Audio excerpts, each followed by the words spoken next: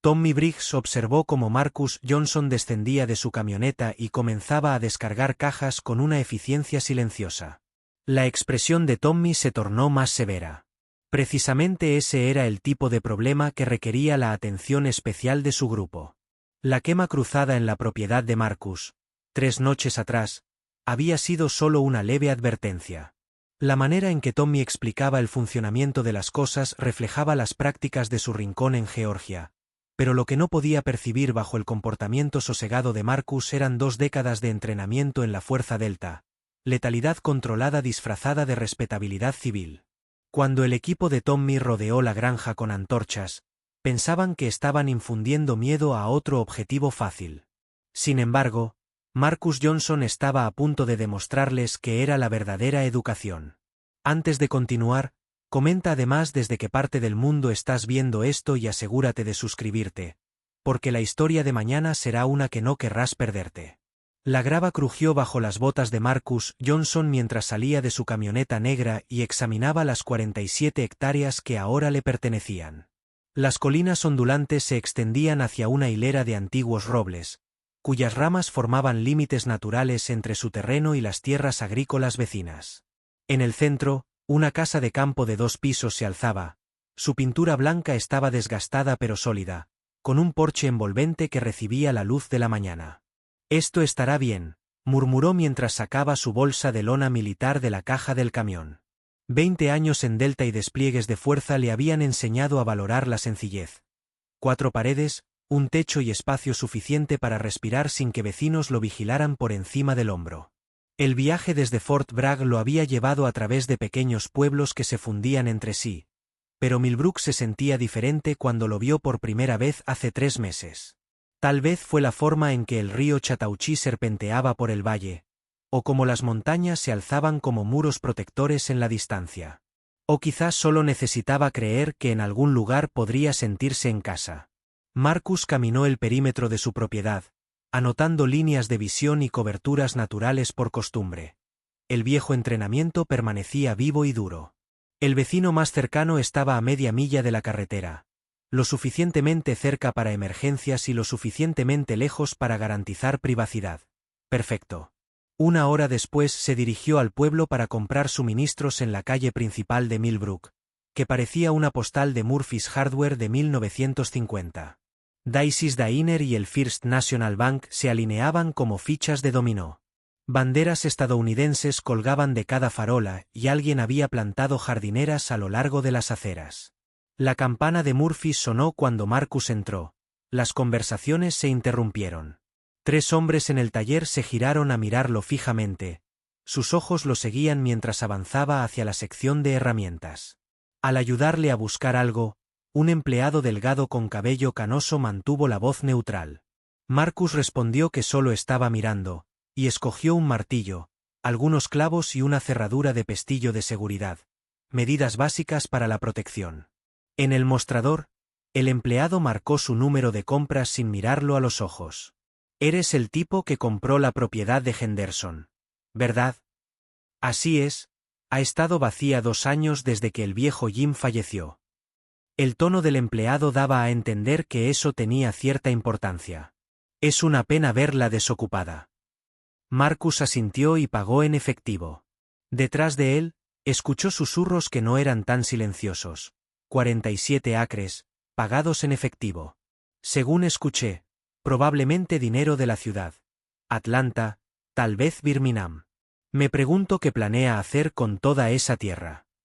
La campana volvió a sonar cuando Marcus salió, subiendo las escaleras y siendo seguido con la mirada. En el restaurante de Daisy, se sentó en una cabina de la esquina, con la espalda apoyada en la pared, una vieja costumbre. La camarera, una mujer de unos 60 años con ojos amables y cabello plateado recogido en un moño cuidado, se acercó con una cafetera. «Buenas tardes, cariño. Soy Betty Hawthorne. Debes ser nuestra nueva vecina». Su sonrisa parecía sincera, muy distinta a la recepción que recibió en la ferretería. «Marcus Johnson, un placer conocerla, señora».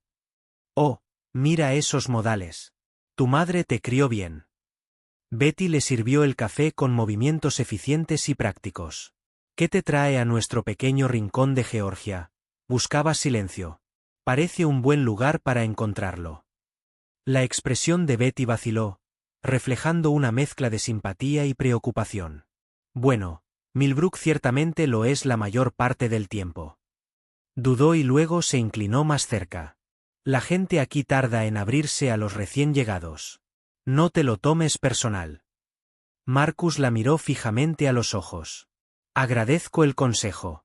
Por supuesto, cuando la gente te conoce, son buenas personas.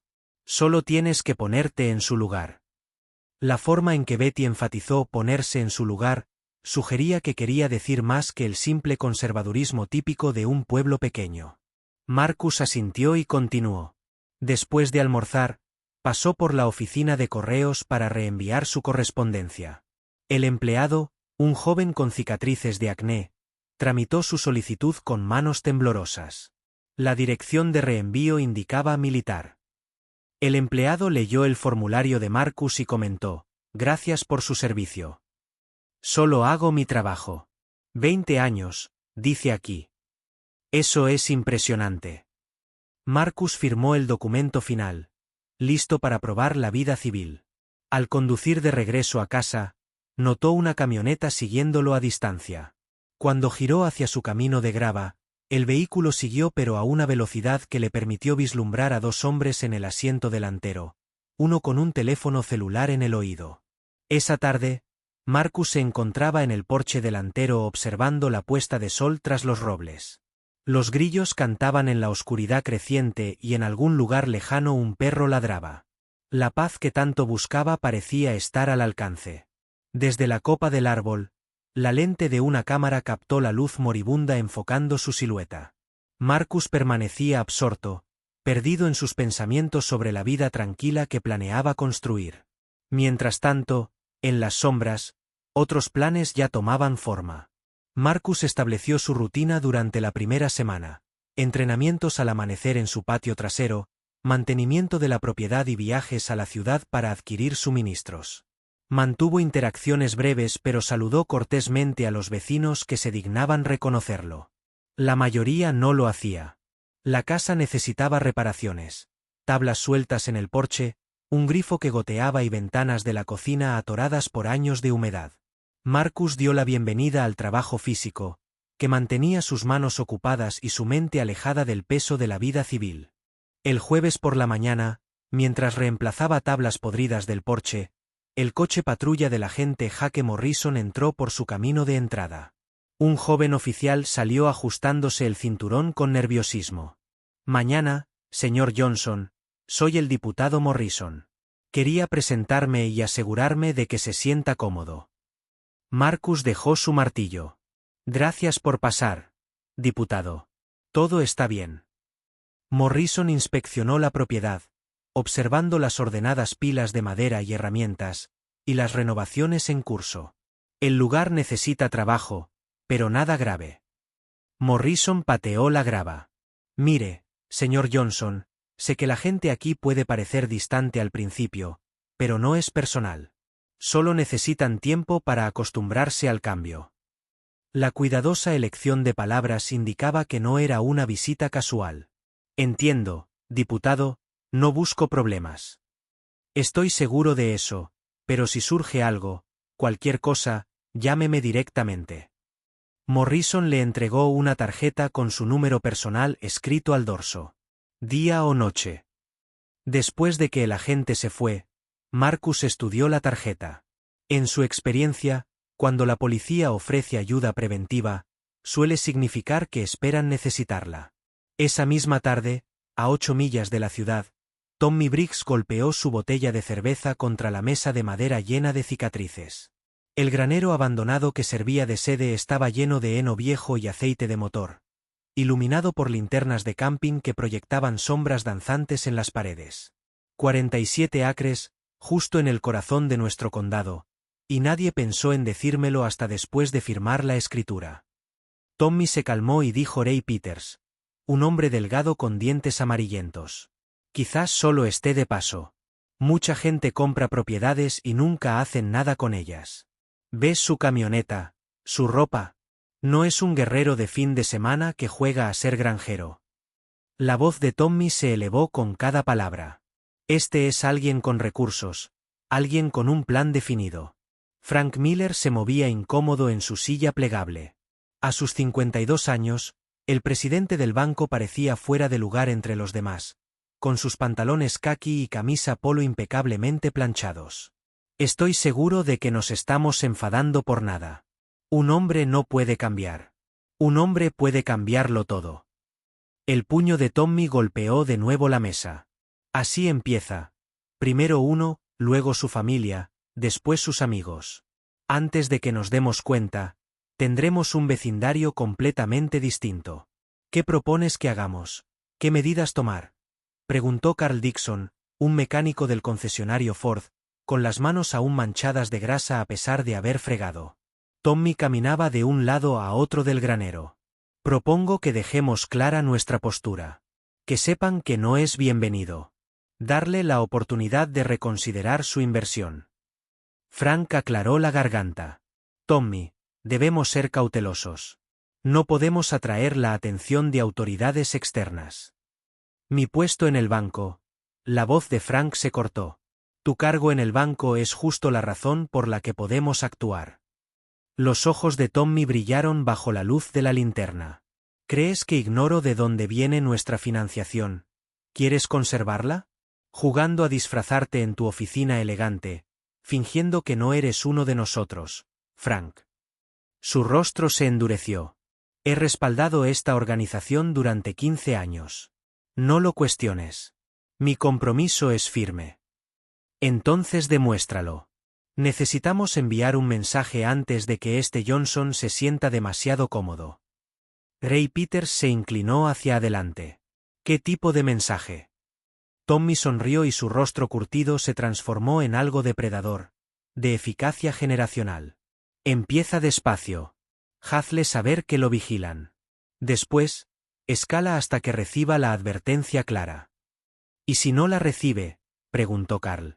Entonces se lo dejamos más claro. Frank se levantó de golpe. Necesito ir a casa. Mi esposa me espera. Claro que sí, dijo Tommy. Vuelve a tu cómoda vida, Frank. Solo recuerda que la comodidad se mantiene al mantener a ciertos tipos en su lugar. Cuando Frank salió, los hombres restantes se juntaron aún más. Tommy explicó su plan en voz baja. Las voces se mezclaban con los sonidos nocturnos fuera del granero. Las lechuzas ululaban en la oscuridad, y a lo lejos, el silbido de un tren resonaba en el valle. Ninguno reparó en la pequeña figura que, desde detrás del silo de grano, observaba a Betty Hawthorne, quien había salido a buscar a su gato perdido y encontró algo mucho más inquietante. A la mañana siguiente, Marcus descubrió la primera señal. Una cruz de madera de apenas 2 pies había sido plantada en su jardín durante la noche. No estaba quemada, pero el mensaje era evidente. La arrancó del suelo y examinó la construcción amateur pero deliberada. Alguien quería que supiera que estaba siendo vigilado. Marcus llevó la cruz a su taller y la colocó sobre el banco de trabajo. 2 décadas de servicio militar le habían enseñado a reconocer patrones de escalada. Ese era el primer paso en el manual de alguien. Abrió su portátil y comenzó a tomar notas en un documento seguro. Fecha, hora, descripción del incidente, sospechosos basados en las observaciones del día anterior en la ciudad. Viejos hábitos de inteligencia en territorios hostiles. Documentar todo, no confiar en la memoria. Prepararse para lo que vendrá. Afuera, una camioneta pasó lentamente por su entrada por tercera vez. Esa mañana, Marcus anotó la matrícula y la agregó a su archivo. El juego había comenzado, aunque sus adversarios no sabían que estaban enfrentando a alguien que había dominado ese arte durante 20 años. Durante las siguientes 2 semanas, el acoso se intensificó con método. El buzón de Marcus fue derribado 2 veces, obligándolo a reforzarlo con concreto. Las ruedas de su camioneta fueron pinchadas mientras compraba alimentos, lo que le forzó a llamar una grúa y soportar las miradas cómplices de los vecinos reunidos observando las llamadas. Comenzó un martes con insultos racistas y amenazas disfrazadas a todas horas. Marcus documentó cada incidente con precisión militar, pero no los denunció. El agente Morrison pasó con más frecuencia, reduciendo la velocidad al pasar por la propiedad, con una expresión preocupada. El viernes por la tarde, Marcus necesitaba suministros de Murphy's Hardware, bisagras para la puerta y un nuevo cerrojo. El mismo empleado delgado de su primera visita registró sus compras con nerviosa eficiencia. ¿Problemas de seguridad?, preguntó mirando la cerradura reforzada. Solo precaución. Al salir, un hombre corpulento con uniforme de trabajo le bloqueó el paso. Su rostro estaba enrojecido, no claro si por ira o alcohol. «Tú eres el que compró el lugar de Henderson». No era pregunta. «Así es», respondió Marcus con voz neutral, reconociendo la postura desafiante. Tommy Briggs no extendió la mano. «He oído mucho de ti en la ciudad. Todo bueno, espero». La risa de Tommy fue áspera. «Depende de cómo lo mires. Algunos creen que cometiste un error viniendo aquí.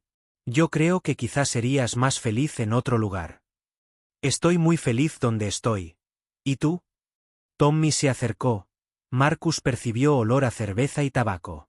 Lo curioso de la felicidad es que puede desaparecer rápido cuando no estás donde perteneces. La ferretería quedó en silencio. Otros clientes fingieron ocuparse mientras intentaban escuchar. ¿Dónde crees que estás? ¿Dónde crees que perteneces?, preguntó Marcus. Atlanta, Birmingham, Detroit, muchos sitios más. Adecuado para su especie. Marcus sintió la calma familiar que antecede a la violencia. Presión arterial descendiendo, visión aguda, el tiempo ralentizándose. Mi especie no. No te hagas el tonto. Sabes exactamente a qué me refiero. La voz de Tommy se elevó. Esta es una buena comunidad, una familia, una comunidad. No necesitamos que elementos externos entren y cambien las cosas. ¿Qué clase de problemas?, preguntó Marcus. Delincuencia, drogas. El tipo de problema que sigue a ciertas personas donde quiera que vayan. Tommy casi gritaba ya. Esto no es el centro de la ciudad. Es nuestro hogar, y protegemos lo que es nuestro. Marcus dio un paso adelante para acortar la distancia. Soy un veterano retirado que pagó en efectivo por su propiedad y se ocupa de sus asuntos. Si eso te amenaza, el problema no soy yo. El rostro de Tommy se oscureció. Creo que el uniforme te da un privilegio especial. Creo que te hace mejor que nosotros. Pero alguien que luchó por el derecho de cada estadounidense a vivir donde quiera, palabras bonitas. La mano de Tommy se movió hacia su cinturón, y Marcus distinguió el mango de un cuchillo grande. Pero las palabras no cambian la realidad. Y la realidad eres tú. No eres bienvenido aquí. La tensión creció. Marcus calculó ángulos y distancias, anotando la ubicación de clientes y salidas. 20 años en combate le enseñaron a terminar las peleas rápido, si son inevitables. Pero esto no era un campo de batalla, las consecuencias en la vida civil eran distintas. Dio un paso atrás. Aprecio que hayas dejado clara tu postura, dijo calmado. Ahora sabes, esto es mío y me quedo. Tommy entrecerró los ojos. Ya veremos. Marcus pasó hacia la puerta. Sí, ya veremos. Esa tarde Marcus llamó a su hermana Rose en Atlanta. Su voz se iluminó al escucharlo. Me preguntaba cuándo me llamarías, ¿cómo es el lugar nuevo? Complicado. Se sentó en el porche mirando la puesta de sol tras los robles. Hoy tuve una conversación interesante en la ciudad. ¿Qué clase de conversación? Marcus dudó. Rose siempre lo leía incluso a distancia. El tipo que te recuerda que no todos están contentos con el cambio. Marcus. La voz de Rose se tensó por la preocupación. ¿Estás en problemas? Nada que no pueda manejar. No pregunté eso. ¿Estás a salvo? Estoy bien, Rose. Solo estoy tanteando la política de pueblos pequeños. La política de pueblos pequeños no te hace parecer que planeas una operación militar. Hizo una pausa. Sabes que puedes quedarte conmigo en Atlanta. La habitación de invitados siempre está abierta. No estoy huyendo. No te pido que huyas. Te pido que seas inteligente. Si alguien te amenaza, Nadie me amenaza a mí. Ok. Alguien dijo que serías más feliz en otro lugar. Ese es su problema, no el mío. Rose guardó silencio largo rato. Prométeme algo. Si esto empeora, si sientes que estás en peligro real, llamas. No intentes manejarlo todo sola, como siempre. Marcus colgó y revisó su seguridad nocturna. Cerraduras, pestillos, líneas de visión limpias desde todas las habitaciones. Sacó su pistola de servicio del estuche cerrado y revisó su memoria muscular, guiando sus movimientos. A las 10:30 escuchó la grava crujir en su entrada. Motores rugían. Apagó las luces y se asomó por la ventana del frente. Contó 6 camiones bloqueando la entrada. Figuras oscuras se movían entre ellos, hombres con antorchas que proyectaban sombras danzantes sobre su terreno. Habían cerrado todas las rutas de escape. Marcus tomó su pistola y fue hacia la parte trasera, intentando escabullirse por la cocina y rodear al grupo. Pero la linterna parpadeó fuera de las ventanas traseras. También estaban ahí. Su teléfono vibró con un mensaje de número desconocido. No hay salida. Hora de hablar. Volvió a la sala, agachado y lejos de las ventanas. Por las cortinas vio a 8 hombres avanzar en formación con antorchas en alto. Tommy Briggs lideraba, su rostro retorcido de satisfacción a la luz del fuego. Llegaron al porche y se extendieron a lo largo del frente. Tommy envió 2 hombres a los lados del edificio y otro a vigilar la parte trasera. Luego esperaron. Marcus entendió la estrategia: forzarlo a enfrentarles o derribar la puerta. De cualquier forma, controlaban la situación. Consideró sus opciones: atrincherarse y pedir ayuda que podría no llegar, o intentar abrirse paso luchando contra viento y marea. Antes de decidir, la ventana del frente explotó cuando alguien lanzó una piedra envuelta en papel. El vidrio cayó al suelo. La voz de Tommy resonó clara a través del ruido: tiempo para esa conversación. Marcus permaneció agazapado con la pistola lista mientras más piedras rompían las ventanas laterales. No intentaban entrar aún. Buscaban provocar. Salgamos, muchacho. Resolvamos esto como hombres. La ventana de la cocina explotó, seguida por la del dormitorio. El cristal se rompió bajo las botas mientras los hombres se posicionaban en cada abertura, antorchas encendidas pero a distancia para evitar fuego de respuesta. Marcus supo que estaba superado en maniobras. Su casa era una trampa con él dentro y ellos controlando todas las salidas. Técnicas profesionales usadas por gente claramente no profesional. Alguien había planeado esto con meticulosidad. Un cóctel molotov voló por la ventana frontal rota, incendiando el suelo de la sala. Otro entró por la ventana de la cocina. El humo llenó la casa al instante. Marcus tuvo solo segundos para decidir: quemar vivo dentro o enfrentarse a 8 hombres armados afuera. Marcus pateó la puerta y rodó hasta el porche con el arma lista. Pero estaban preparados. 3 hombres corrieron hacia él simultáneamente mientras los otros iluminaban el área y reforzaban la ofensiva. Marcus derribó a uno con un disparo certero y hirió a otro, pero una barra de hierro impactó en su muñeca, haciendo que su pistola girara hacia la oscuridad. La pelea duró menos de 30 segundos. 8 contra 1 con garrotes y cadenas era matemático. Ninguna cantidad de entrenamiento podía superar eso. Marcus cayó llevándose a 2 con él, pero el desenlace era inevitable. Lo último que vio antes de perder el conocimiento fue a Tommy Briggs, de pie sobre él con una palanca ensangrentada, y su casa ardiendo detrás de ellos. «Bienvenido a Millbrook», dijo Tommy, bajando la barra hacia Marcus. Recuperó la consciencia lentamente, catalogando sus heridas con precisión clínica. Costillas rotas en el lado izquierdo, probable conmoción cerebral, cortes profundos en el cuero cabelludo donde la palanca había impactado. Sentía el hombro derecho dislocado y sangre seca en labios y nariz, pero estaba vivo. Con un torrente de conciencia táctica, notó que estaba encadenado a una viga de soporte en lo que parecía un granero abandonado. Grilletes pesados rodeaban sus muñecas, unidos a una cadena oxidada que limitaba su movimiento. La luz de luna atravesaba los huecos en las paredes de madera, iluminando polvo, moho y maquinaria agrícola antigua. Voces agitadas llegaban desde afuera, con conversaciones entrecortadas por el tintinear de botellas de cerveza. Debería haberlo terminado en su casa, decía alguien. Carl Dixon. Tommy quería que sufriera primero, respondió Ray Peters con tono nasal. Haz un ejemplo. Bueno, ¿dónde demonios está Tommy? Han pasado 2 horas desde que fue a buscar a Frank. Marcus tanteó sus ataduras, manteniendo el mínimo movimiento. Las cadenas eran viejas pero firmes, la viga tras él, gruesa y bien asentada. Sus captores lo habían asegurado bien. No eran aficionados jugando a intimidar. La puerta del granero se abrió con un crujido y entraron Tommy Briggs y Frank Miller a cuestas. Frank lucía pálido y conmocionado, la compostura del banquero destruida. Jesucristo, Tommy, esto se ha ido demasiado lejos, susurró Frank horrorizado mirando a Marcus.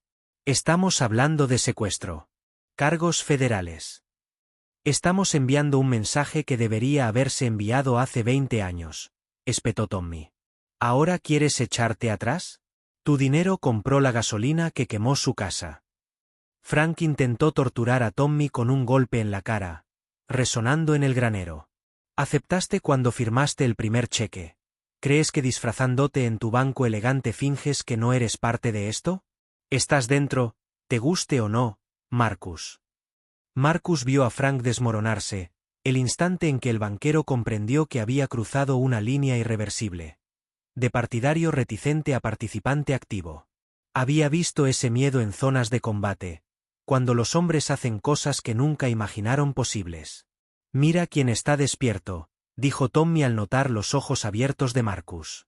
Me preocupaba haberte golpeado demasiado fuerte. No lo suficiente, respondió Marcus con voz firme pese al dolor.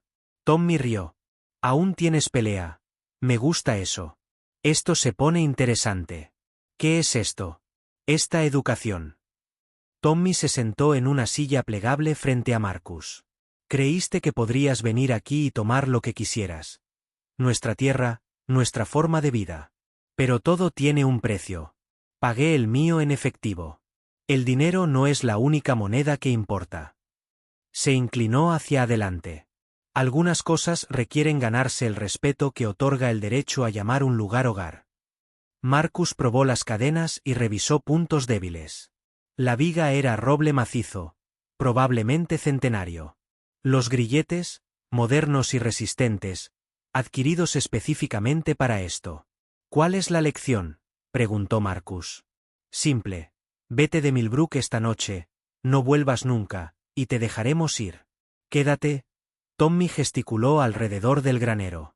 Bueno, los accidentes ocurren, especialmente a forasteros que desconocen los peligros. Y si aceptas irte, Frank manejará el papeleo y te daremos 10 minutos de ventaja antes de dar por hecho que hubo una invasión domiciliaria que terminó mal. Cuerpo quemado en incendio. Tragedia real. Frank emitió un sonido ahogado. Tommy, no puedes hablar en serio.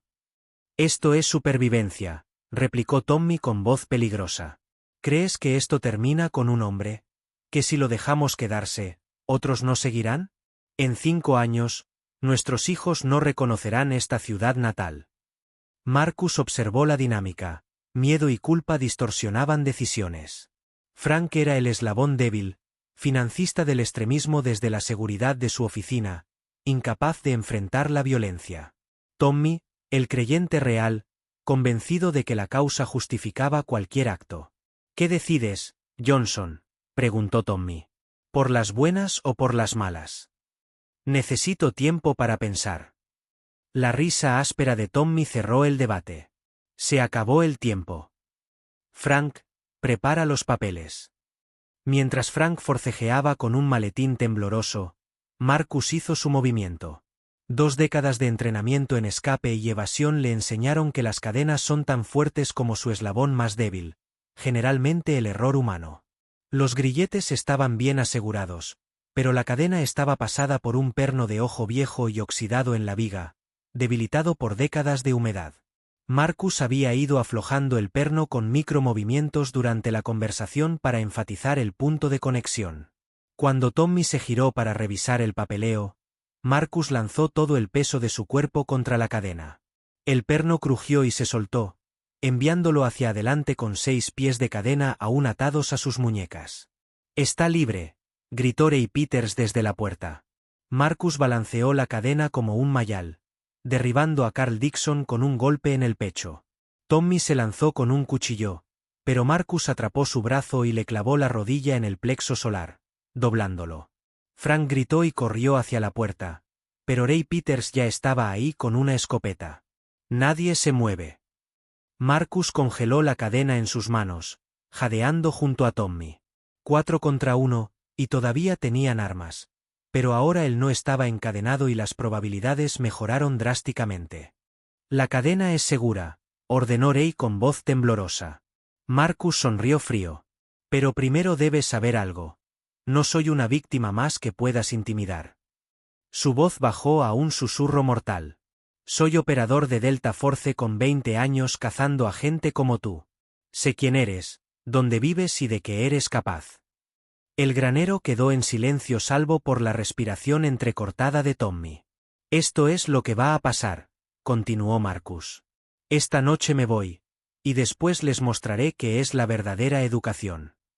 Ray tensó el dedo en el gatillo, pero vaciló, perdiendo la ventaja. Marcus ya se movía, usando a Tommy como escudo mientras acortaba distancias. El disparo de la escopeta se desvió, desgarrando la pared, cuando Marcus clavó el puño envuelto en cadena en la sien de Ray. La pelea duró 30 segundos. Al final, 4 hombres yacían inconscientes, y Marcus estaba solo, con la luz de la luna todavía llevando grilletes pero ya libre. Recogió la escopeta y el maletín, y se adentró en la noche. Detrás, el granero contenía la evidencia de la conspiración y 4 hombres que ignoraban lo que habían desatado. El cazador se volvió presa, y la verdadera educación estaba a punto de comenzar. Al otro lado de la ciudad, Tommy Briggs descubría que sus problemas se habían multiplicado de la noche a la mañana. Sentado en la tienda de repuestos de Ray, con una cerveza en mano y un fuerte dolor de cabeza, los demás miembros sobrevivientes de su grupo intentaban asimilar lo ocurrido. «Es militar», repetía Carl por 5ª vez, presionando una bolsa de hielo contra sus costillas magulladas. «Un verdadero militar, no un guerrero de fin de semana». «Eso ya lo sabemos», espetó Tommy con irritación. «No hagas de Superman. Superman no se escapa de aquí». Ray, con el ojo izquierdo hinchado y cerrado, murmuró, encadenó y derribó a 4 hombres armados en 30 segundos. Frank Miller permanecía en silencio desde la mañana, encorvado en una silla en la esquina, mirando sus manos como si no le pertenecieran. «Frank», la voz de Tommy adquirió un tono peligroso. «¿Sigues aquí?» Frank levantó la mirada lentamente. «Mi maletín desapareció. Tenía nombres, direcciones, registros financieros. ¿Y ahora? No hay nada ilegal en la sociedad patrimonial. Los registros bancarios muestran pagos a ti, Tommy, por actividades. Si esos llegaran a las manos equivocadas, no estarían». Tommy se levantó y comenzó a caminar de un lado a otro en la pequeña oficina. «Porque vamos a encontrar a ese tal Johnson y acabar con lo que empezamos». «Encuéntralo», exigió Carl. «Su casa se quemó. Sus camiones fueron confiscados. ¿Alguien sabe si está muerto o huyó?» «No está muerto ni se ha ido. Sigue aquí, en algún lugar, planeando quién sabe qué». La paranoia de Tommy crecía con cada hora. «Probablemente nos está observando ahora mismo». Los hombres miraron instintivamente hacia las ventanas, pero el sol de la tarde convertía el cristal en espejos que reflejaban solo sus rostros preocupados. «Quizás deberíamos cortar pérdidas y mantener un perfil bajo un tiempo», sugirió Ray. Tommy se giró hacia él. «¿Crees que lo cancelará? ¿Olvidará lo ocurrido y seguirá con su vida? ¿Qué hará? Es un solo hombre, con entrenamiento militar y rencor». La voz de Tommy subió. «Sabe quiénes somos, dónde vivimos y acaba de demostrar que puede escapar de cualquier trampa que le pongamos». Finalmente Frank habló, apenas un susurro. «Deberíamos haberlo dejado en paz». Tommy le dio un golpe en la boca. «Ya es demasiado tarde para eso. Estamos en esto todos. O lo terminamos o nos termina». Esa misma tarde, Marcus inició su plan. Su primer objetivo era Ray Peters, quien vivía en un apartamento encima de su tienda de repuestos. El edificio de ladrillo viejo tenía una escalera de incendios sin mantenimiento desde hacía décadas. Marcus esperó hasta medianoche y escaló hasta la ventana del segundo piso. La cerradura era un simple pestillo que abrió con una tarjeta de crédito. Ray dormía roncando, lo suficiente para enmascarar ruidos. Marcus se movió como una sombra, fotografiando documentos personales, archivos ocultos en computadora, dinero en efectivo y una colección de recuerdos racistas que llenaban un armario. Lo más importante fue encontrar en la libreta de direcciones de Ray nombres y teléfonos escritos a mano, con contactos fuera de Millbrook. No era solo un grupo local de odio, tenían conexiones. Marcus colocó 3 dispositivos de escucha en puntos estratégicos y se fue silenciosamente. Ray nunca notó nada. La noche siguiente, Marcus atacó la casa de Carl Dixon. El sistema de seguridad era más fácil de evadir de lo esperado. Configuración básica, puntos ciegos obvios y cableado predecible. La oficina en casa contenía un tesoro de información. Correspondencia con otros grupos supremaquistas, armas, recibos y fotografías de manifestaciones en el sureste. Marcus copió todo en unidades portátiles y luego instaló vigilancia en la casa. La esposa e hija de Carl eran inocentes, sus habitaciones quedaron intactas. Carl, en cambio, era un libro abierto. Tommy Briggs fue más complicado. Su tráiler estaba en un terreno aislado, con líneas de visión claras en todas direcciones, y Tommy tan paranoico que variaba su rutina. Marcus pasó 3 noches estudiando el lugar antes de actuar. Encontró una armería con municiones para rifles de asalto, explosivos caseros y planes detallados para atacar lo que Tommy llamaba la integración, familias negras, iglesias liberales y negocios judíos. El alcance de sus ambiciones superaba lo imaginado. El hallazgo más valioso fue la comunicación entre Tommy y Frank Miller, mensajes y correos que revelaban toda la implicación del presidente del banco, incluyendo transferencias financieras ilegales violando múltiples leyes federales. Marcus fotografió todo, instaló dispositivos y añadió un toque personal. Una foto de Tommy durmiendo en su mesita de noche, visible a primera hora. El mensaje era claro. Puede contactarte en cualquier momento, en cualquier lugar. Al final de la semana, Marcus había cambiado de víctima a depredador. 4 dispositivos de escucha le daban información en tiempo real sobre los movimientos, temores y planes del enemigo. Las cámaras ocultas confirmaban visualmente sus actividades. Más importante aún, poseía suficiente evidencia para destruirlos legalmente. Pero no le interesaban los canales legales. Habían cruzado la línea al quemar su casa y encadenarlo en ese granero. Ahora les mostraría lo que es el miedo real. La educación apenas comenzaba. Tommy sintió que se le encogía el estómago. Revisa tu camioneta. Mi camioneta está bien, está en... Ray se detuvo y dejó escapar un grito ahogado. ¡Oh Dios! ¡Oh no! La camioneta de Carl. Tommy miró por la ventana de su remolque hacia la casa de Carl Dixon, al otro lado del terreno. Donde antes estaba la camioneta, ahora solo quedaba un chasis desnudo, sin motor, transmisión, ruedas ni siquiera los asientos. El caparazón parecía un esqueleto mecánico blanqueado por carroñeros. Nos golpeó a todos, susurró Tommy. La misma noche, la misma operación. Al mediodía, quedó claro el alcance total de sus pérdidas. Frank Miller, en su oficina, hiperventilaba, mirando fijamente los registros informáticos que mostraban transferencias masivas que no había autorizado. 5 años de registros. Frank jadeaba por teléfono. Historial de transacciones, comunicaciones personales, lo consiguió todo. ¿Cómo? Exigió Tommy.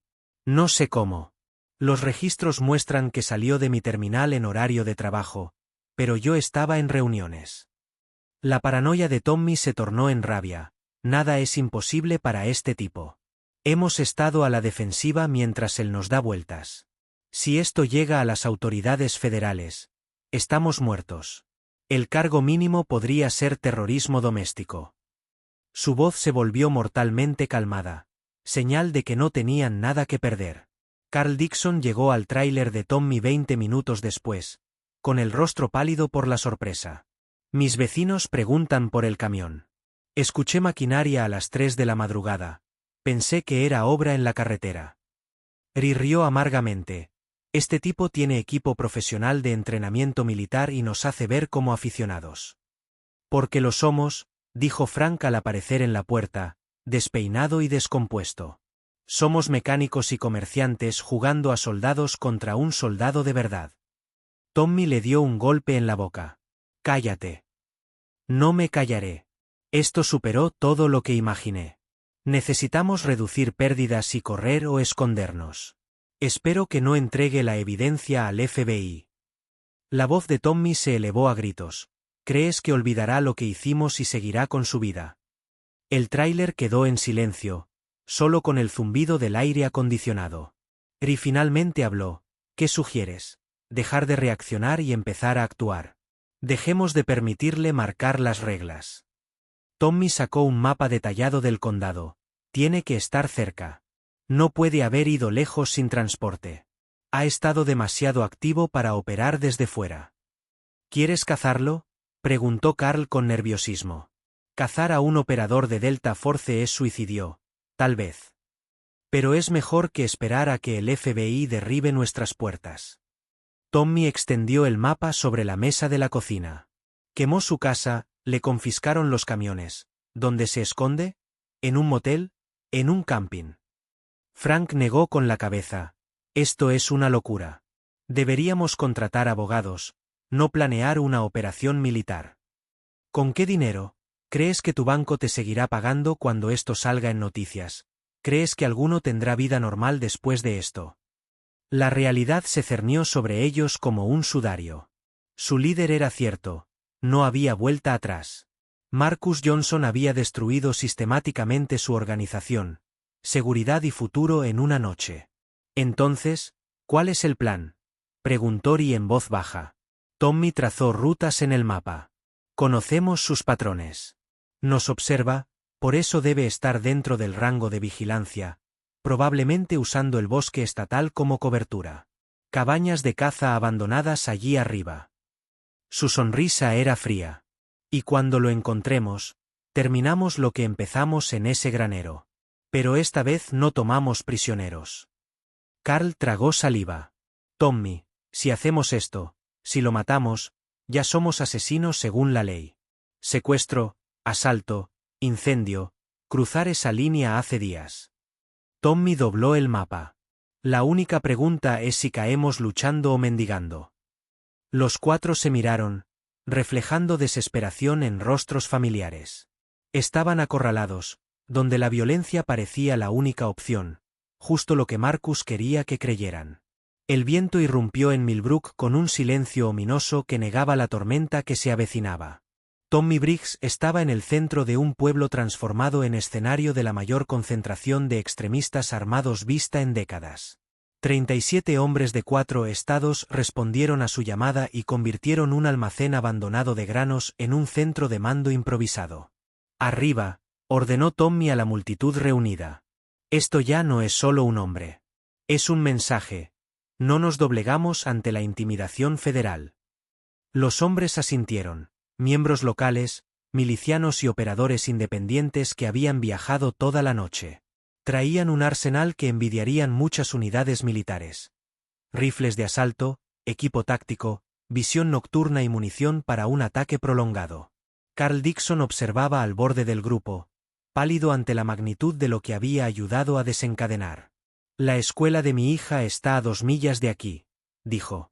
Si esto se convierte en una guerra de disparos, ¿pensaste en eso antes de financiar esta operación? Tommy escupió, ya es tarde para arrepentimientos. Pero la preocupación de Carl crecía a nivel local. Ray Peters llevó a Tommy a un lado, urgencia en la voz. La mitad de estos tipos son desconocidos para mí. Algunos parecen esperar pelear con cualquiera. Policía, agentes federales, no importa. Necesitamos hombres con agallas, Tommy. Eso no es agallas, es locura, Ri. Hizo un gesto hacia un grupo de hombres de Alabama que discutían con inquietante entusiasmo sobre explosivos, planeando derribar puentes y cortar líneas de comunicación. Esto ya no era solo sobre Johnson. Querían convertir Millbrook en un campo de batalla. La mandíbula de Tommy se tensó. Quizás era hora de dejar atrás la respetabilidad y tomar una decisión real. Opónganse, dijo un soldado retirado, como nos avergonzó. La voz de Ray se elevó. Vas a hacer que maten gente, Tommy. Gente inocente. Ya estamos bajo ataque. Nuestra forma de vida se socava cada día por el gobierno federal, por forasteros que llegan y cambian nuestras comunidades. La voz de Tommy, ferviente, replicó que Johnson era solo la punta de lanza. Mientras tanto, a 3 millas, Marcus ultimaba sus preparativos en el bosque estatal, estableciendo una red defensiva para canalizar el asalto exactamente donde quería. Sensores de movimiento cubrían cada ruta, dispositivos explosivos no letales estaban en puntos estratégicos, y 3 posiciones de repliegue ofrecían campos superpuestos de fuego y suministros. Lo crucial, había establecido comunicación con autoridades federales, que se acercaban con equipos tácticos y negociadores. El teléfono satelital vibró. La voz tensa del agente Chen informó: Señor Johnson, hay más de 30 personas armadas en el almacén, con vehículos de otros estados. Esto se ha intensificado más de lo esperado. Marcus respondió confiado que podía mantener el control, asegurando que el enfrentamiento ocurriría lejos de zonas civiles. Chen advirtió que varios eran terroristas nacionales con órdenes de arresto y que el tiroteo sería importante. Marcus enfatizó que la evidencia almacenada permitiría procesar a toda la red, y que el diputado Morrison tenía razón en su preocupación. En su posición, Marcus observó a los primeros equipos de exploración entrando al bosque, siguiendo deliberadamente las huellas que él había dejado. En el almacén, la operación se fracturaba. Frank Miller había llegado para suplicar a Tommy que cancelara todo. Los federales investigan el banco. Lo tienen todo, Tommy. Cada transacción, cada comunicación.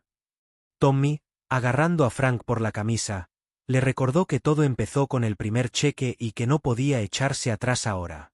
La compostura de Frank se quebró ante la inminencia de la violencia y la muerte. La gente morirá, probablemente nosotros. O moriremos luchando en lugar de pudrirnos en prisión federal. Tommy lo empujó y le desafió a correr, advirtiendo que huir sería para siempre. Frank miró los rostros duros y expectantes, vecinos de años y extraños llegados para combatir lo que consideraban tiranía gubernamental. Esto no es lo que queríamos, susurró Frank. Esto es lo que comenzamos, respondió Tommy. Solo que no tuvimos el valor de admitirlo. Carl Dixon sintió romperse algo dentro de él. Su hija Sara saldría de la escuela en horas. Su esposa Mary trabajaba sin saber que su pueblo se había vuelto un polvorín. Carl anunció: me voy. Mi familia no merece esto. Algunos locales parecían incómodos, pero los combatientes de otros estados se rieron.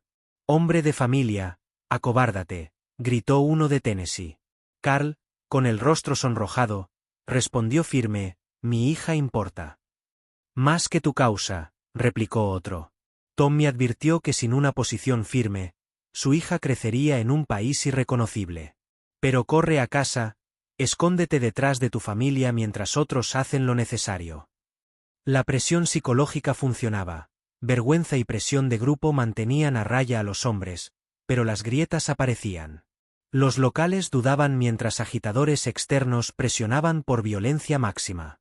La coalición era inestable, sostenida solo por el impulso y carisma de Tommy. Desde sus telescopios, Marcus observaba cómo los primeros equipos entraban al bosque, moviéndose con disciplina civil sorprendente pero enfrentando terreno preparado por él. Los sensores y cámaras le daban datos en tiempo real sobre posiciones y rostros, entre decididos y nerviosos. A los 20 minutos, la primera explosión lanzó tierra y escombros, ruido suficiente para dispersar a un flanco y anunciar que la presa no huía. «Cont», alguien gritó por radio. «Detonación de IED.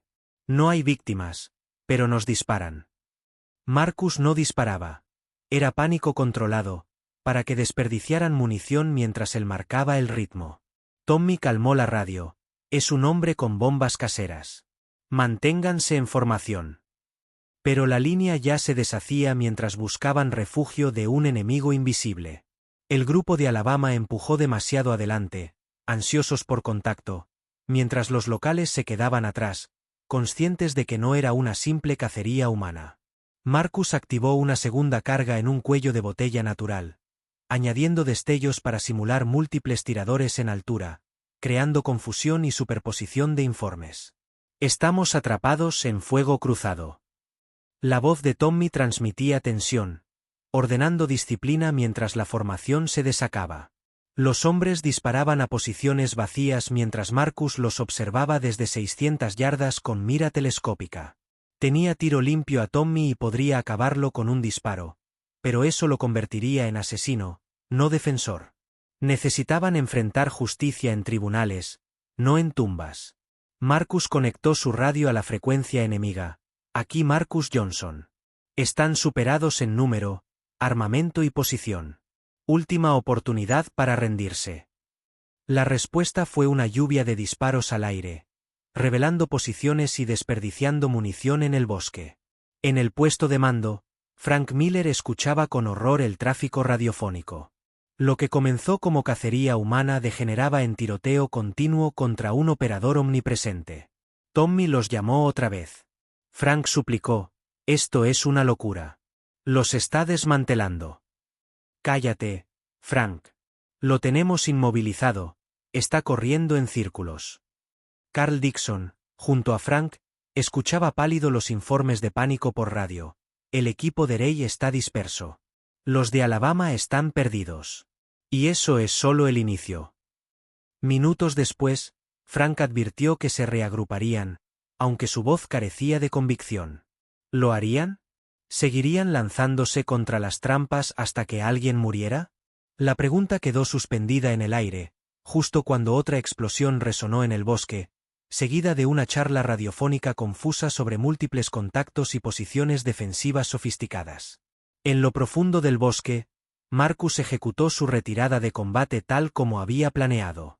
Los equipos de asalto estaban dispersos, confundidos y cada vez más desesperados por localizar a un enemigo que se negaba a enfrentarlos.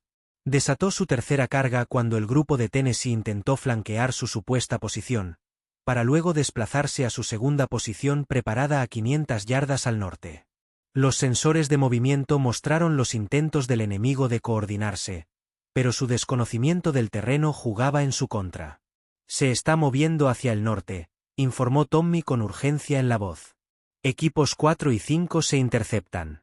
No dejéis que llegue al camino forestal». Marcus sonrió. El camino forestal estaba exactamente donde quería, una zona de muerte con campos de fuego superpuestos y sin cobertura. Primero debía atraerlos completamente. Disparó 3 tiros precisos cerca de los equipos perseguidos para hacer que buscaran refugio y dieran coordenadas erróneas por radio. «Corre hacia el camino, todos los equipos converjan en la cuadrícula Alfa 9, tenemos a Marcus atrapado». Observó a través del telescopio cómo abandonaban su patrón y corrían hacia el camino, destruyendo la disciplina táctica, creando brechas y eliminando su ventaja numérica. El primer equipo en llegar al camino era de 3 hombres locales. Ray Peters, el vecino de Carl Dixon, y un joven de no más de 19 años. Con cautela y armas listas, caminaban directo a la emboscada. Marcus no quería matarlos, solo neutralizarlos. Lanzó una granada aturdidora oculta entre la maleza y disparó con precisión, forzándolos a refugiarse tras árboles insuficientes. «Estamos inmovilizados, necesitamos refuerzos. Tiene el camino cubierto». Más hombres abandonaron su búsqueda para reforzar el supuesto enfrentamiento decisivo. En minutos, 25 hombres armados se agruparon en un tramo de camino forestal de un cuarto de milla, el objetivo que Marcus había planeado. Llamó por radio: «Tommy, ¿me escuchas?» «Te escucho. Eres federal, miserable. Mira tu situación. 25 hombres agrupados en una carretera, sin coordinación. Tengo campos de fuego desde posiciones elevadas que ni pueden ver». Silencio en la radio mientras Tommy procesaba. «Esto pasará. Tus hombres dejarán las armas y se rendirán. Los federales ya rodean tu almacén y avanzan. Tienes chance de acabar sin derramamiento de sangre. La respuesta fue un rugido de rabia. Mátenlo. Más de 30 armas dispararon simultáneamente. Árboles astillados, rocas saltaron, el aire vibró con el sonido de rebotes. Pero Marcus ya estaba en su posición de repliegue final, mientras los enemigos desperdiciaban munición en terreno vacío. La situación se desarrollaba según su plan. El enemigo confundido, disperso y desesperado. Pronto cometerían un error fatal que permitiría a las autoridades federales terminar el enfrentamiento con fuerza abrumadora. Marcus revisó su reloj. Los equipos tácticos llegarían en 90 minutos. Solo tenía que sobrevivir, manteniendo a 37 extremistas contenidos en la zona de muerte. La verdadera batalla apenas comenzaba. Mientras el sonido de helicópteros resonaba en el valle, los federales llegaban justo a tiempo, aunque los hombres de Tommy estaban demasiado comprometidos en el asalto para notar el cambio táctico. La voz de Tommy crepitó por radio, desesperada: «Se están quedando sin trucos. Lo teníamos acorralado». Pero Marcus no estaba acorralado. Estaba justo donde quería. Su posición dominaba el camino forestal donde se agrupaban los extremistas y ofrecía múltiples rutas de escape si la situación empeoraba. Además, se encontraba entre ellos y Millbrook, asegurando que cualquier intervención federal ocurriría lejos de la población civil. Por última vez, Marcus tecleó en la radio: «Tommy, última advertencia. Los equipos tácticos federales se despliegan alrededor de tu posición. Ríndete o enfrenta las consecuencias». La voz federal rompió la estática. Ray Peters, con pánico, rompió la radio: «Tommy está diciendo la verdad. Escucho helicópteros». Tommy gritó: «Atrás. Sigan moviéndose. Terminamos esto ya». Pero el inconfundible sonido de los rotores se hacía cada vez más fuerte. Algunos hombres comenzaron a vacilar, mirando al cielo con alarma creciente. Carl Dixon habló claro: «Mi hija sale de la escuela en 4 horas. No moriré en estos bosques por tu cruzada». «Ya tomaste tu decisión, Carl». «Todos la tomamos». «No, tú la tomaste por nosotros». Ray Peters se unió a la rebelión. «Se supone que esto es para proteger nuestra comunidad, no para iniciar una guerra con federales». Marcus observaba. La fuerza de asalto empezó a fracturarse, con la mitad de los hombres empujando impulsados por la ideología o el impulso, mientras otros dudaban o se retiraban activamente. La cohesión que Tommy había construido se desmoronaba bajo presión. A 3 millas, en el puesto de mando del almacén, Frank Miller escuchaba los helicópteros acercándose y tomó su decisión. Salió a la calle con las manos en alto, un teléfono móvil en una mano y un pañuelo blanco en la otra. «Soy Frank Miller», gritó hacia el cielo. «Me rindo. Tengo información sobre el grupo armado en el bosque». 2 helicópteros del FBI sobrevolaban el almacén mientras vehículos tácticos llegaban por múltiples direcciones. Frank nunca había estado tan agradecido de ver agentes federales en su vida. La voz del agente Chen sonó por megáfono: «Señor Miller, manténgase visible y con las manos arriba. Estamos asegurando la zona». En minutos, Frank estaba en la parte trasera de un vehículo de mando del FBI, entregando todo lo que sabía sobre la operación de Tommy, las redes financieras y la situación táctica actual. 37 individuos armados de varios estados, con armas militares y equipo táctico. La agente Chen revisaba imágenes satelitales y confirmó que Marcus Johnson estaba en algún punto del bosque, empleando la fuerza que había atraído deliberadamente para controlar dónde sucedería la confrontación, manteniéndola alejada de la ciudad. La voz de Frank sacudió a Chen: «Algunos de esos hombres buscan pelea con federales. Creen que esto es el inicio de una revolución». Chen respondió que necesitaban ayuda para identificar a las personas, evaluar la amenaza y negociar rendiciones. De vuelta en el bosque, la situación llegaba a un punto crítico. Marcus veía a los equipos tácticos federales posicionándose en las crestas alrededor del camino forestal. Soldados profesionales con visión nocturna avanzada y superioridad de fuego. Los extremistas estaban atrapados en una caja táctica, sin buenas opciones. Algunos intentaban rendirse. Otros, impulsados por la ideología o la desesperación, se preparaban para combatir a los federales. La voz de Tommy cortaba la radio, llena de fervor. Esto es para lo que nos hemos preparado. El gobierno federal muestra su verdadera cara. Tommy ordenó silencio. Ray Peters, en pánico, admitió que estaban rodeados. Hicimos que las familias pensaran en esto. Sus familias agradecerán que tomen una posición y muestren lo que hacen los verdaderos estadounidenses ante la tiranía. Marcus tomó una decisión táctica clave. Eliminar a Tommy, pues sin liderazgo los hombres probablemente se rendirían. Ajustó la mira, buscando una herida precisa e incapacitar sin matar. Tenía la habilidad para eso incluso a esa distancia. Pero antes de disparar, Tommy habló sin radio. Johnson, si quieres acabar, ven a enfrentarte a mí. 1 a 1. Sin armas. El ganador se queda con todo. El bosque quedó en silencio salvo por el lejano sonido de helicópteros. Incluso los federales parecían esperar. Marcus consideró la oferta, que podría evitar derramamiento de sangre y dar una salida a los extremistas vacilantes. ¿Cuáles son los términos?, preguntó.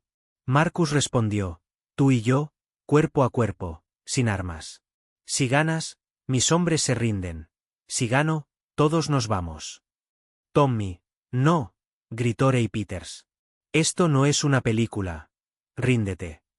Pero Tommy, impulsado por la desesperación y el deseo de salvar algo, ignoró razones. Desde su posición oculta, Marcus, con rifles en la espalda, se levantó. Agentes federales, mantengan posición. Voy a terminar esto. La voz de Chen le advirtió que no se involucrara, pues 37 hombres armados eran una gran amenaza. Marcus bajó con las manos visibles, avanzando hacia el claro donde esperaba Tommy. Los hombres de ambos bandos detuvieron fuego, sabiendo que los minutos siguientes decidirían si terminaba con esposas o bolsas para cadáveres. Tommy emergió, su rostro retorcido en rabia y locura. He esperado este momento por años. He visto a nuestro país destruido por gente como tú. No tiene que ser así. Tus hombres tienen familias. No necesitan morir por ti. Tommy se rió amargamente. Mi causa es la misma que la de mi abuelo, que luchó por proteger nuestras comunidades de forasteros que quieren cambiar todo lo que construimos. Se rodearon en el claro, dos hombres representando todo lo que el otro despreciaba. Las armas seguían listas, pero los dedos alejados de los gatillos. Última oportunidad, susurró Marcus. Cancélenlo. Dejen que sus hombres vuelvan a casa con sus familias. La respuesta fue una carga salvaje de Tommy, agitando los puños con furia y desesperación. Pero la desesperación no pudo con los 20 años de entrenamiento militar de Marcus. Con agilidad esquivó, atrapó el brazo de Tommy y lo tiró al suelo con precisión clínica. En segundos, terminó.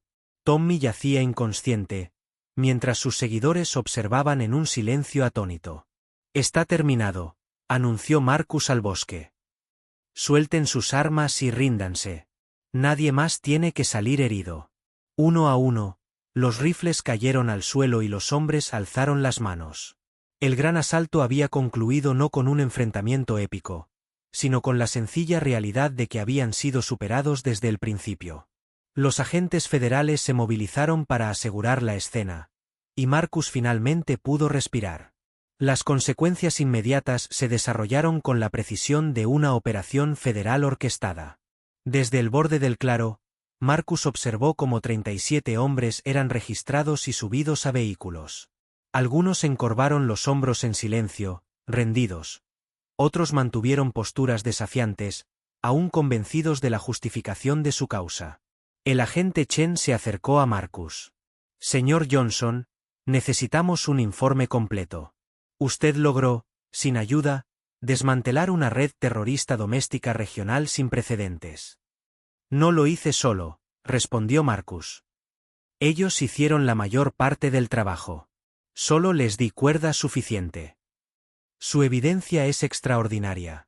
Registros financieros, comunicaciones, escondites de armas, coordinación entre múltiples grupos en 4 estados.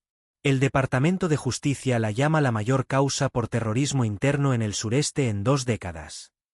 Marcus asintió, pero su atención estaba en otro lado. El diputado Jake Morrison abrió paso entre los agentes federales. Su rostro joven mostraba seriedad y propósito. Señor Johnson, le debo una disculpa. Sabía que algo iba mal, pero no tuve valor para actuar. Usted buscó ayuda. Eso es más que muchos. Fallé al dejar que la política local anulara mi deber de proteger inocentes. Su voz denotaba verdadero arrepentimiento. Tommy y su grupo intimidaron durante años. Siempre pensé que era solo fanfarronería. Ahora sé que no. Sí, señor. Le prometo que nada así volverá a suceder en Millbrook, no bajo mi vigilancia. Chen interrumpió. Señor Johnson, hay algo más que debe saber. La conspiración se extiende mucho más allá de aquí. Lo condujo al vehículo de mando del FBI, donde laptops mostraban organigramas y redes de comunicación que cruzaban varios estados. Gracias a la inteligencia, identificaron células en Tennessee, Alabama, Carolina del Norte y del Sur, todas coordinadas en financiamiento, transferencias de armas, instalaciones compartidas e intercambio de personal. Lo descubierto aquí era solo una parte de una red mucho mayor. La expresión de Chen era grave. Estos no solo planeaban intimidación local, se preparaban para acciones regionales contra comunidades minoritarias, judías y objetivos federales. Marcus reconoció nombres de documentos que fotografió en el tráiler de Tommy, y vio la cronología de sus comunicaciones. Planeaban intensificar actividades en los próximos 6 meses, empezando por lo ocurrido y expandiendo campañas sistemáticas en múltiples condados. Pero ahora toda su red estaba comprometida y se realizaban arrestos coordinados en 4 estados. Para esta noche, la mayor conspiración terrorista interna de la región estaría desmantelada. La magnitud de lo evitado era asombrosa. Marcus pensó en las familias que nunca sabrían cuán cerca estuvieron de ser blanco, y en las comunidades que permanecerían a salvo porque aquella noche de violencia fue respondida con justicia sistemática. Mientras tanto, en la plaza de Millbrook, Betty Hawthorne se encontraba entre un pequeño grupo de vecinos reunidos para observar la operación federal. Camiones llegaban de Atlanta y Birmingham, atraídos por la noticia de un arresto mayor por terrorismo doméstico. «Betty, ¿fuiste tú?», preguntó Martha Phillips, la florista, sobre Tommy y su grupo. Betty meditó su respuesta. Había sospechado mucho, pero no tenía pruebas hasta ver aquella reunión en el granero, con Tommy lleno de odio. Gracias a Dios por ese hombre, Johnson, que se enfrentó a ellos cuando nosotros estábamos demasiado asustados. Se necesitaba coraje para hacer lo correcto superados en número. La pregunta flotaba en el aire, ¿qué hacemos ahora? ¿Cómo evitamos que Millbrook reproduzca este veneno? Mientras observaban a los federales procesar evidencia y tomar declaraciones, sabían que la ciudad sobreviviría a ese día, pero recuperarse tomaría tiempo. Marcus recibió una llamada que cambió todo. La voz de Rose sonaba tensa, preocupada, desde su auto. «Estoy a 1 hora de Millbrook. He estado conduciendo desde que vi las noticias». «Estás a salvo, yo también», respondió Marcus. «Se acabó. Se acabó». Pero las noticias decían que él había enfrentado solo a un ejército de supremacistas blancos. Eso no sonaba a fin, sino a algo que lo perseguiría toda la vida. Marcus no había considerado aún el impacto mediático, el escrutinio público, ni cómo esto lo definiría en el futuro. Él quería una vida civil tranquila y pacífica, pero ahora era el centro de un caso nacional de terrorismo doméstico y justicia por mano propia. «Rose, necesito que regreses a Atlanta». «Claro que no», replicó ella. «Eres mi hermano. Acabas de pasar por algo traumático. No te voy a dejar solo». «No es seguro aún. Podría haber otras células, otros grupos buscando venganza. Lo enfrentaremos juntos. Has llevado todo solo demasiado tiempo». El agente Chen se acercó con noticias que complicaban aún más la situación. «Señor Johnson, tenemos inteligencia creíble de posibles represalias. Estos grupos tienen una cultura de venganza. Lo que hicieron hoy desmanteló toda su red regional, y eso va a generar una respuesta». Marcus preguntó, «¿Qué tipo de respuesta?». «Actores desconocidos fuera del área inmediata, que lo ven como colaborador federal que destruyó su movimiento. La expresión de Chen era seria. Recomendamos reubicación inmediata y custodia protectora. Marcus sintió que su retiro cuidadosamente planeado se le escapaba. ¿Por cuánto tiempo?, preguntó, sabiendo que la respuesta era incierta, posiblemente indefinida. Estos grupos poseen una memoria férrea y acceso a recursos que aún están mapeando. La ironía no se le escapó a Marcus.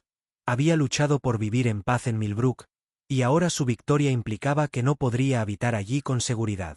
El agente Morrison, escuchando la conversación, intervino con respeto. Señor Johnson, tiene derecho a quedarse en su comunidad, y si lo hace, contará con protección total. Morrison, agente de la ley local, admitió ser parte del problema hasta ese día. Su rostro joven reflejaba determinación. Hablamos con el sheriff y solicitamos asistencia estatal para investigar a cada agente, oficial y funcionario local. Quien haya permitido esta conspiración enfrentará la justicia. Marcus agradeció, pero sabía que en el derecho rural la policía no podía protegerlo contra una conspiración regional. La protección federal implicaba vivir como prisionero de su propio éxito. Su teléfono sonó de nuevo. Era Rose llamando desde los límites del pueblo. Marcus, puedo prever los obstáculos que enfrentarás, te guste o no. Rose, sin argumentos. Somos familia, la familia se mantiene unida. Al colgar, Marcus entendió que el verdadero clímax no había sido el tiroteo, sino la decisión que debía tomar sobre el tipo de vida que construiría tras la confrontación con el odio. Las horas siguientes definirían si había ganado algo valioso o simplemente cambiado un aislamiento por otro. Al atardecer, cuando los federales empaquetaban su equipo y el circo mediático finalizaba, una camioneta solitaria se acercó lentamente al bloqueo en el borde de la ciudad. Marcus estaba con Chen, y el diputado Morrison coordinaba por radio. Un hombre blanco mayor, aparentemente desarmado pero agitado, pedía hablar con Marcus Johnson. Déjalo pasar, dijo Marcus, aunque algo en la descripción activó sus instintos. El camión se detuvo a 50 yardas. Un hombre de 70 años, alto y curtido, con porte autoritario, descendió. Pero fueron sus ojos los que hablaron. El mismo odio frío que Marcus había sentido en Tommy Briggs, aunque más templado y afilado por décadas y astucia. Tú, Johnson, gritó, soy William Briggs, abuelo de Tommy. Se acercó, manos visibles pero postura amenazante. Le enseñé todo a ese niño sobre proteger a nuestra gente. Parece que no fue suficiente. El agente Chen intervino. Señor, esta es una escena de crimen federal. William replicó con firmeza. Esto es entre él y yo, el hombre que destruyó a mi familia. La voz del anciano reflejaba la autoridad de quien ha vivido bajo obediencia y lucha toda una vida. No estoy armado, no amenazo, solo quiero hablar. Marcus permitió que William hablara. El viejo evaluó a Marcus como un depredador. Luché en Vietnam, 3 tours. Vi soldados que se creían invencibles por pelear bien. No se trata de servicio militar, sino de entender tu lugar en el mundo. Admitió que Tommy cometió errores, estuvo emocionalmente descontrolado, pero con un corazón lleno de odio y amor por su comunidad, su herencia y su gente. Se acercó más, mostrando la realidad de su mundo. No entiendes cómo es ver todo lo que tu familia construyó derribado por forasteros. Marcus sintió la calma familiar que precede a la violencia, entendiendo la lucha por algo valioso. Pero desde su punto de vista, ayudó al gobierno federal a destruir un grupo que pretendía preservar una forma de vida llena de cruces quemadas y violencia. La risa amarga de William retumbó. ¿Crees que esto empezó con Tommy? ¿Que es solo un grupo de un pequeño pueblo? No tienes idea de lo que desataste. El agente Chen se acercaba al arma, pero Marcus le indicó quedarse atrás. La conversación debía continuar. ¿De verdad estás aquí para decirme algo, señor Briggs?, preguntó Marcus. Tommy era solo una rama de un árbol muy viejo. Cortas una rama y vuelve a crecer. ¿Crees que arrestar a 37 hombres cambiará algo? Los ojos de William brillaron con satisfacción. Solo demostraste que teníamos razón al prepararnos para la guerra. No hay guerra, solo un puñado de viejos amargados que no aceptan que el mundo cambió. Sacó el teléfono y mostró a Marcus mensajes de texto en 43 celdas, 7 estados, todos preguntando cómo ayudar a la familia de Tommy y quien expuso su operación. No eran amenazas vacías, sino la movilización de una red mucho más grande que la descubierta. Verás, señor Johnson, Tommy actuó localmente, quizás regionalmente, pero fue atrapado por dejar que la ira nublara su juicio. Su sonrisa era fría y calculadora. He estado planeando esto 50 años. Chen intervino. Señor Briggs, está usted implicado en una conspiración para cometer terrorismo doméstico. Le recomiendo cooperación. Pero William no cedió. ¿Crees que ganaste algo hoy? Solo pintaste un blanco en cada agente federal, colaborador y traidor de raza que te ayudó. Marcus comprendió que Tommy no era el verdadero líder. Era la figura visible mientras su abuelo movía los hilos desde las sombras, sacrificando a su nieto y a la operación local para probar la respuesta federal y detectar debilidades. Tú preparaste a Tommy. Lo expusiste para ver cómo responderíamos. Él siempre fue prescindible, cumplió su propósito. La admisión fue fría y sin emoción. Ahora sé de que eres capaz, cómo funciona la respuesta federal y qué errores evitar la próxima vez. William bajó la voz a un susurro.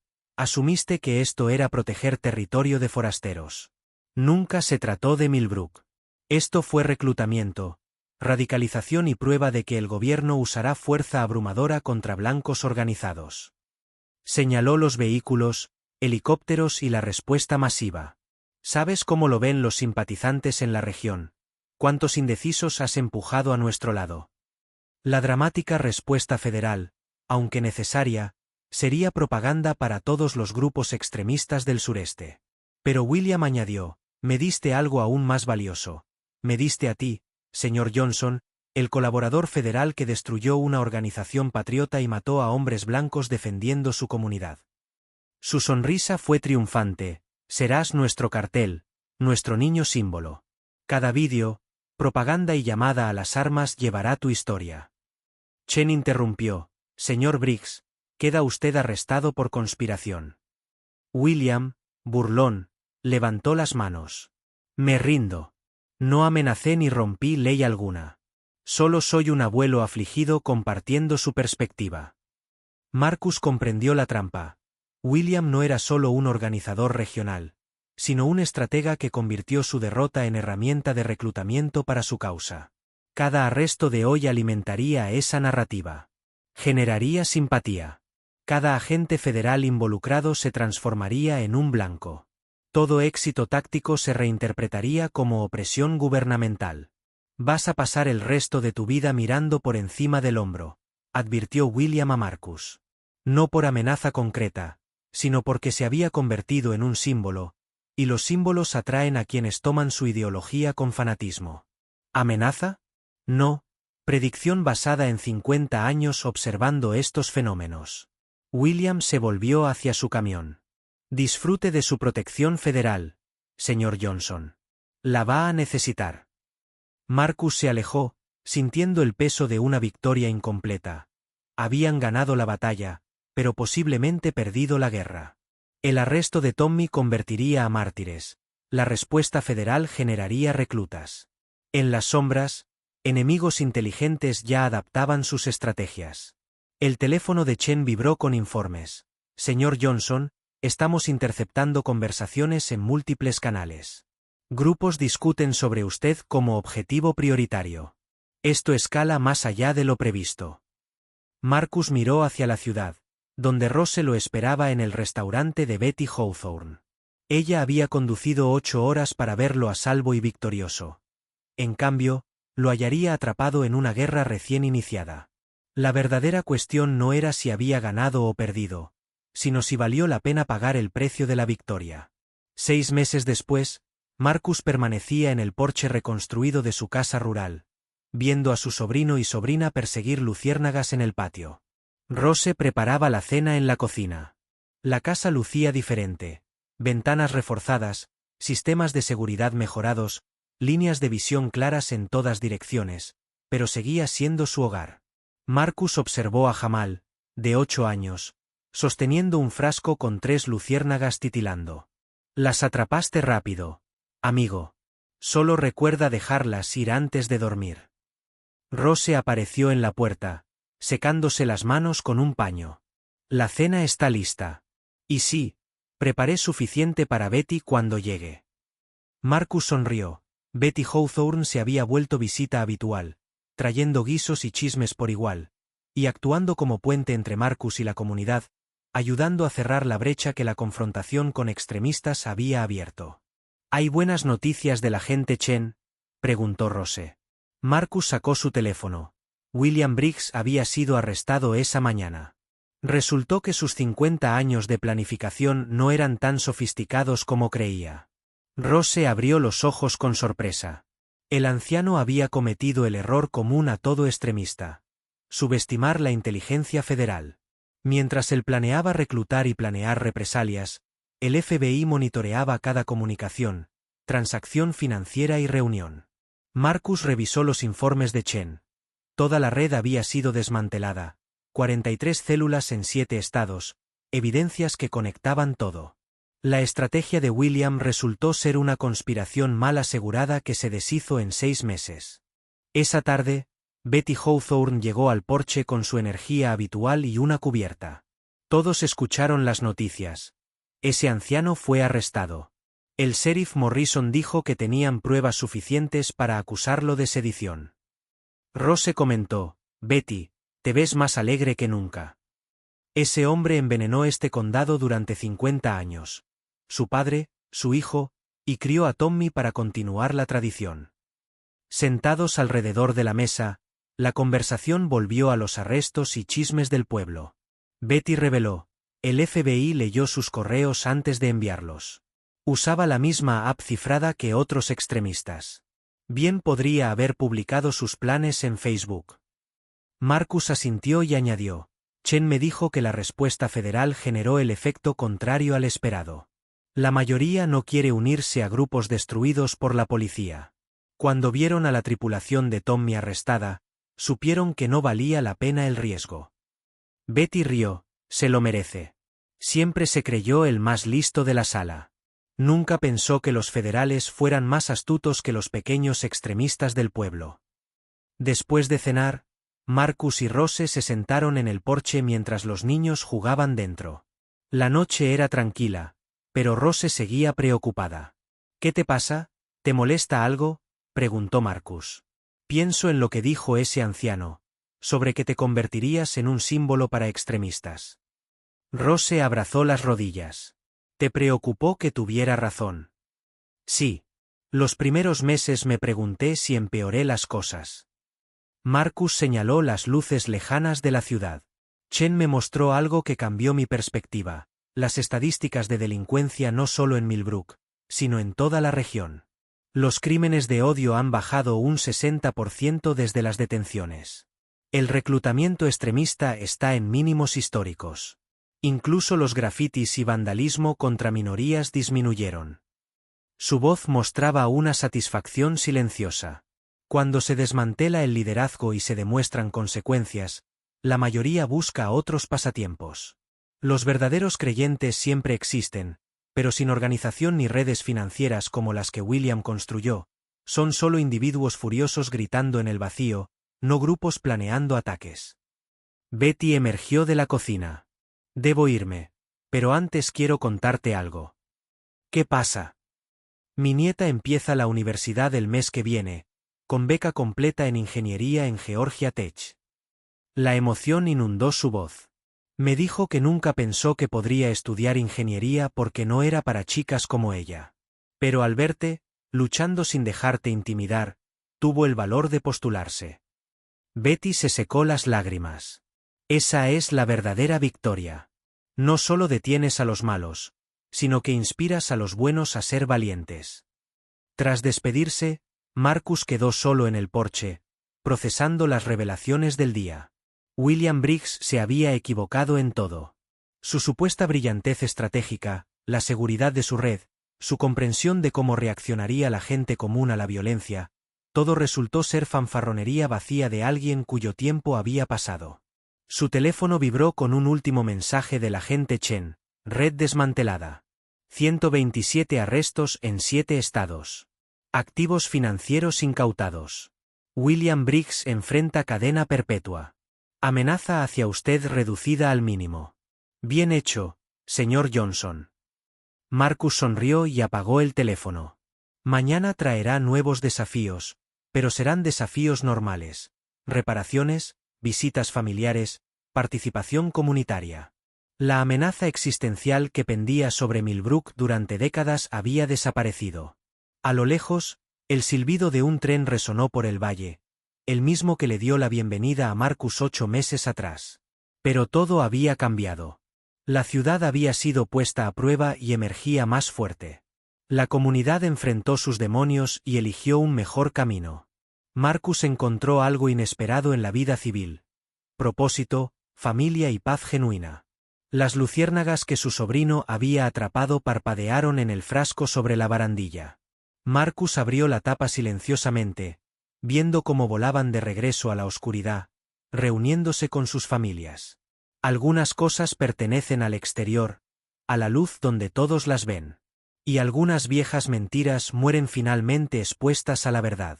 Espero que hayas disfrutado esta historia. Dale me gusta y suscríbete para no perderte la próxima. Mientras tanto, te dejo 2 historias que creo te encantarán. Que tengas un excelente día.